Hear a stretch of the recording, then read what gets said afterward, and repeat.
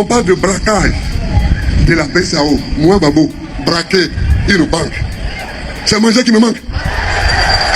En cette date du 28 septembre 2024, nous avons assisté à quelque chose qu'on pourrait appeler une confession, mais aussi une démonstration de force, car l'ex-président et candidat aux prochaines élections, Laurent Gbagbo, dit des choses auxquelles la majorité des Ivoiriens ne s'y attendent pas. Après la sortie de ce test-ministre français qui parle des magouilles qui se sont passées en 2010-2011 avec le président français Nicolas Sarkozy, que je vais vous montrer dans cette vidéo, Laurent Gbagbo fait une sortie pour parler concrètement, mais surtout dire les plans de la France, ce qu'il veut réellement faire en faisant sortir cette vidéo. Maintenant, je vous laisse regarder ça très attentivement et je vous invite à pouvoir faire une bonne analyse et dire réellement ce que vous en pensez. Mais surtout, abonnez-vous très facilement à la chaîne. Activez surtout la cloche de notification pour être prévenu quand je ferai sortir une nouvelle vidéo. Regardez. Les derniers moments de la présidence de Gbagbo, je les ai vécus avec Nicolas Sarkozy.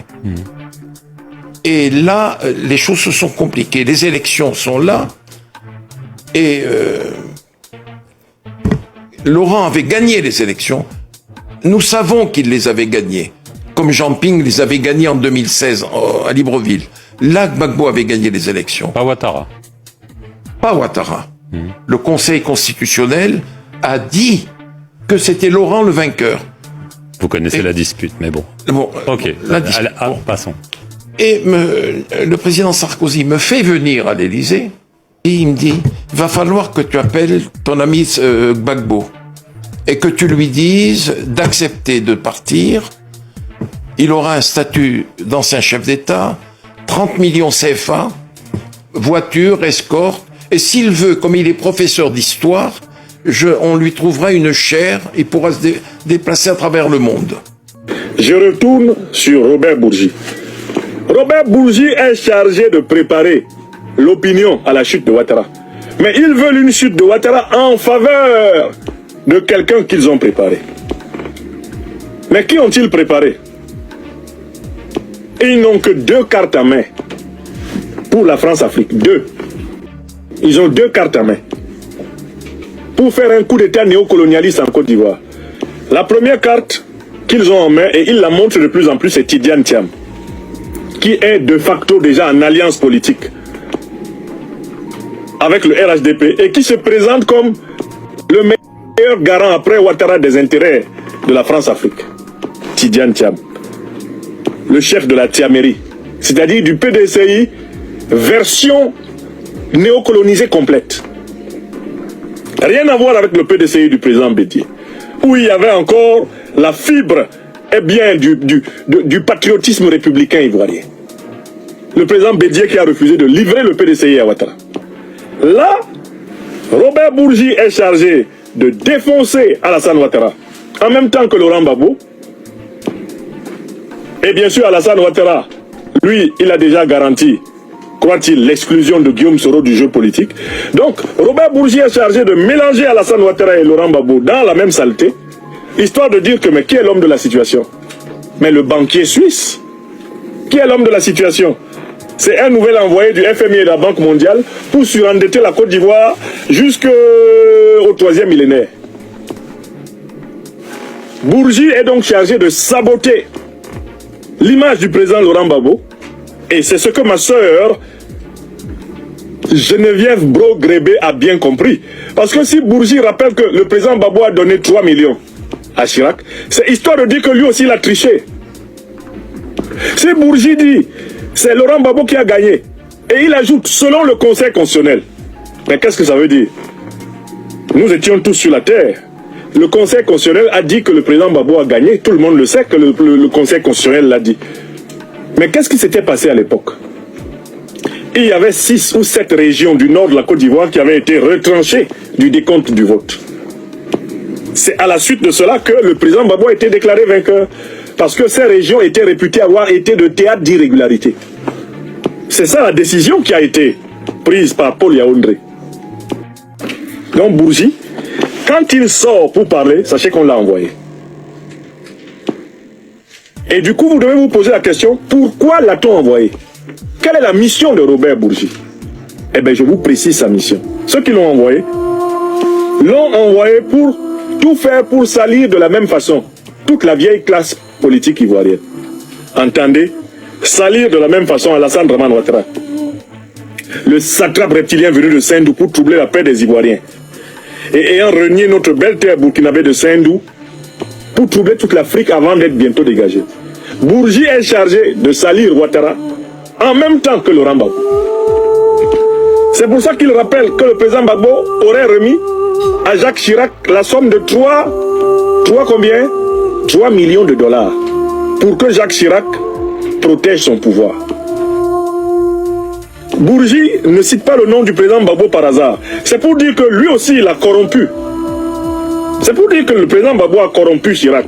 Parce que Gbagbo voulait que Chirac le soutienne pour qu'il soit toujours président de la Côte d'Ivoire. Si Bourgi cite le nom du président Gbagbo, c'est parce qu'il veut le salir au passage. Et puis, il veut salir Alassane Dramane Ouattara. Pourquoi? Parce que Alassane Ouattara, c'est un vieux chiffon de la France-Afrique. Ils ont fini de l'utiliser. Quand ils ont fini de t'utiliser, c'est comme ça qu'ils font. C'est comme ça qu'ils ont fait à Mobutu. C'est comme ça qu'ils ont fait à Mobutu. Ils l'ont déposé, il a fui. Ils sentent qu'il va y avoir un changement politique en Côte d'Ivoire. Comme on dit chez nous à Abidjan, Choko Naka Tchaka. Il va y avoir un changement politique en Côte d'Ivoire. La France-Afrique le sait. Et elle a décidé d'anticiper, un peu comme elle a fait au Gabon. Ils sont en train de préparer un coup d'État néocolonialiste en Côte d'Ivoire. Vous comprenez? Ils préparent un coup d'État néocolonialiste en Côte d'Ivoire, du style de celui qu'ils ont fait, au Gabon, où ils ont envoyé Oligui Nguema renverser Ali Bongo pour que le pouvoir reste entre les mains de la France-Afrique. Parce que dans cette affaire-là, le pouvoir risquait de leur glisser les mains encore et se retrouver dans les mains d'officiers révolutionnaires panafricanistes du Gabon. Astaghfirullah. La France-Afrique s'est précipitée, elle a fait son propre coup d'État. Elle a fait son auto-putsch. Est-ce que vous comprenez? Eh bien, si vous avez compris le modèle gabonais, et d'une certaine façon, si vous avez compris le modèle même qui se déploie maintenant en Guinée, avec le colonel Mamadi Doumbouya, qui affiche très clairement maintenant son rôle d'agent de l'OTAN et de la France-Afrique.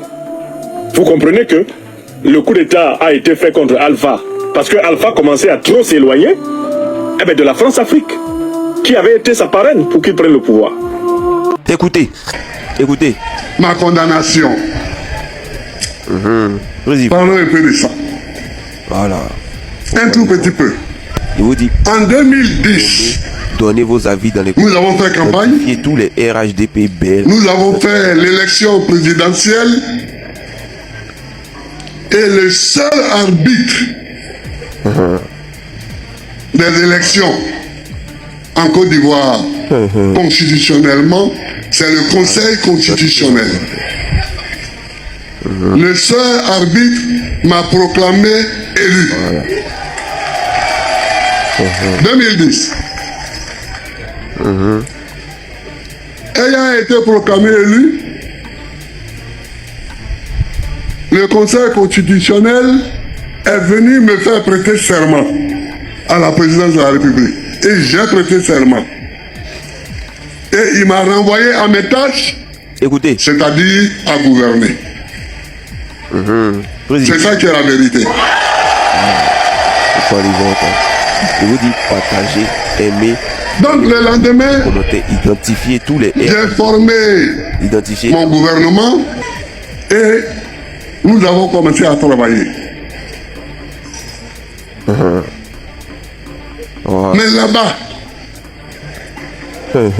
et au Golfe, ils n'étaient pas d'accord. Donc ils ont commencé à menacer le gouverneur de la BCEAO, Dakouri Henry, qui a été brave, qui a été courageux. Il a dit, depuis quand la BCEAO s'occupe du règlement des problèmes électoraux dans le pays. Ce n'est pas mon problème. Mon problème, c'est de gérer l'argent, c'est de gérer le franc CFA en Afrique de l'Ouest et je le gère. Partager, aimer. Ah, ils n'ont pas été contents. Dans les commentaires, identifier et HDP, à la fin, en commentaire. Voyant qu'il ne réussissait pas à lui tordre le cou, à une réunion où je n'étais pas. Identifiez-les en commentaire. Ils l'ont renvoyé sous la forme déguisée d'une démission. Le gouverneur par intérim qui l'a remplacé faisait en sorte que la Côte d'Ivoire n'ait pas à sa disposition les sommes d'argent dont elle a besoin. J'ai dit c'est pas possible. Donc j'ai décidé de couper le pont avec Dakar. Vas-y, il faut parler. Voilà. Et j'ai coupé le pont avec Dakar. Je vous dis partagez, aimez, Et la vie dans les commentaires, identifiez tous les j'ai pris identifiez la BCEAO Côte d'Ivoire comme notre banque centrale. Voilà. Et donc tout ce que nous gagnions était mis directement dans notre propre banque centrale. Identifiez-les en commentaire. C'est tout. Et donc, nous avons continué à payer les fonctionnaires de la sorte. Mais un matin, nous venons en conseil des ministres, on nous apprend que la BCC a fermé, que la Société Générale de Banque a fermé, Voilà. que la CIB a fermé Écoutez, et que les dirigeants sont partis en vacances en France. vas-y, il faut parler. Donc, j'ai nationalisé immédiatement ces banques-là. Je vous dis partagez, aimez, donnez vos avis. Surtout, j'ai nationalisé Et tous les RHDP BL. la BCC En commentaire. et la Société Générale. Et nous avons rétabli les salaires immédiatement. Donc, Voilà. quand j'étais en prison à La Haye, ils me font un procès ici, Identifiez-les en commentaire. et puis on parle de braquage de la BCEAO. Moi, Babou, braquer une banque. S'ils veulent me reprocher quelque chose, il faut qu'ils disent Babou a nationalisé 2 banques françaises en Côte d'Ivoire. C'est ça qui est la vérité. Sinon, ils peuvent dire aussi Écoutez, que voilà, Babou a coupé avec la BCEAO Dakar voilà. Faut parler, ils vont entendre.